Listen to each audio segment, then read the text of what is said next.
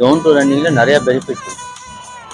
ஸ்லோவாக தான் ஓட போகிறோம் அப்படின்னா என்னடா அது நடந்து போகிறவனே ஸ்பீடாக போகிறான், நம்ம ஸ்லோவாக போகிறோன்ற மாதிரி தான் இருக்கும்.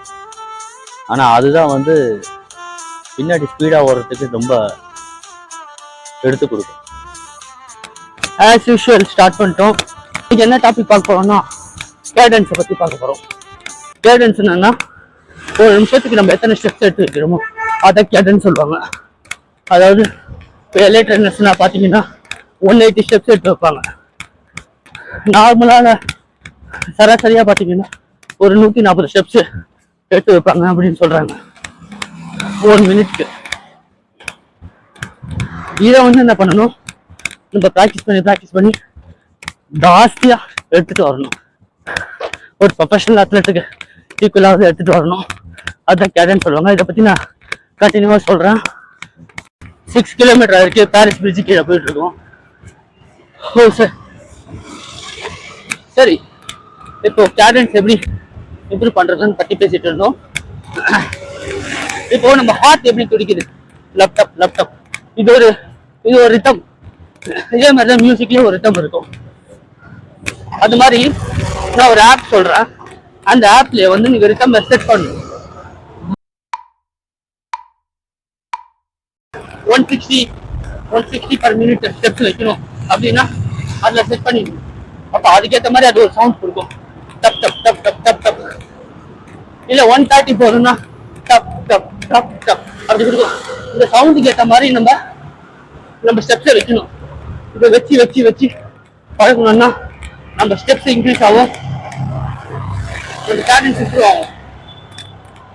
பாரிஸ் பிரிட்ஜ் மேலே ஏறிட்டு இருக்கோம். ஆல்மோஸ்ட் 6.1 ஆகுது.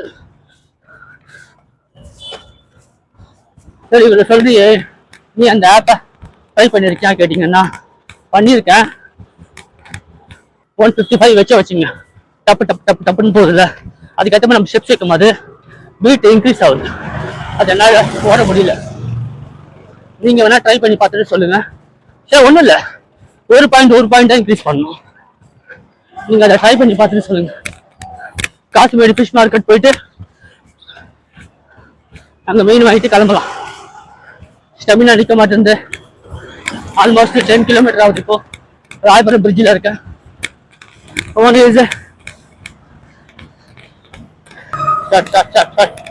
இது மாதிரி ஸ்டாப் பண்ணிட்டு ஸ்டார்ட் பண்ணும்போது சைட் ரன்னிங் போயிட்டு ஸ்டார்ட் பண்ணிக்கலாம். எப்படி சார், ஒரு 100 மீட்டர் இது மாதிரி போயிட்டு அதுக்கப்புறமா ஸ்டார்ட் பண்ணுவேன். உங்களுக்கு தெரியும் டிஃப்ரெண்ட். நான் ஏன் சொல்றேன்னு பண்ணி பாருங்க, கிளீனா தெரியும்.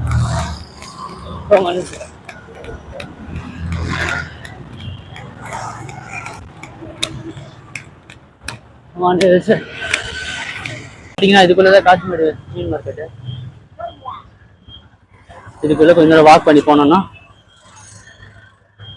மார்க்கெட் போயிடலாம். அதுக்குள்ள கொஞ்சம் வார்ம் டவுன் பண்ணிட்டு தண்ணி குடிச்சிட்டு ஆப்போசிட்ல போயிட்டு லைட்டாக கொஞ்சம் ரெஸ்ட் எடுத்து கிளம்ப வேண்டியது தான். லாஸ்ட் டைம் உட்காந்து இடம் தான் நினைக்கிறேன். அது ஆமாம், அதே இடம் தான். ஓகே, தண்ணி பாட்டில் வாங்கிட்டோம். என்கிட்ட எலக்ட்ரால் இல்லை இன்னைக்கு, வெறும் தண்ணி தான்.